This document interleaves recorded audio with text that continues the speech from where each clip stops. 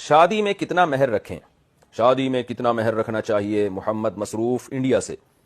محمد مصروف، آپ اتنے مصروف تھے پھر بھی آپ نے ہم سے مسئلہ پوچھا، بڑی نوازش. آپ نے مسئلہ بھی پوچھا کہ کتنا مہر رکھنا چاہیے.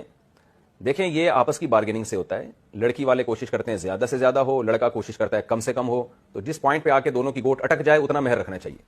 لڑکی والے چاہیں گے بھائی زیادہ مہر ہو، ان کا فائدہ اس میں، طلاق سے حفاظت رہتی ہے ان کی. ان کو پتا ہے اگر خدا نخواستہ شوہر طلاق دے دے گا تو مہر تو ملے کم از کم، اور بلکہ اس خوف سے شوہر طلاق بھی نہیں دیتے کہ مہر بہت ہوتا ہے. تو لڑکیوں کا تحفظ ہوتا ہے مہر میں. تو جبکہ لڑکا چاہتا ہے کہ میرا خرچہ کم سے کم ہو. تو مثال کے طور پر لڑکی والوں نے آفر کر دی 1 کروڑ روپے کی.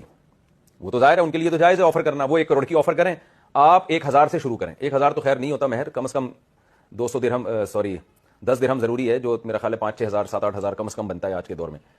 تو آپ 10,000 سے اسٹارٹ کریں فار ایگزامپل، اور لڑکی والے 1 کروڑ سے اسٹارٹ کریں. آپ 1 کروڑ کا سن کے یقیناً اچھل جائیں گے. آپ کہیں گے نہیں بھائی اتنا مہر نہیں. تو وہ کہیں گے ٹھیک ہے بھی تھوڑا کم کر لو. تو 1 کروڑ سے 90 لاکھ. اور وہ 10,000 سن کے ان کو غصہ آئے گا، یار کوئی بات کرو یار، تم 10,000 مہر رکھ رہے ہو. تو ہوتے ہوتے آپ 10 سے بڑھانا شروع کریں. وہ 1 کروڑ سے نیچے ہوتے ہوتے جس پوائنٹ پہ آ کے دونوں متفق ہو جائیں تو وہ مہر ہے وہ رکھنا چاہیے.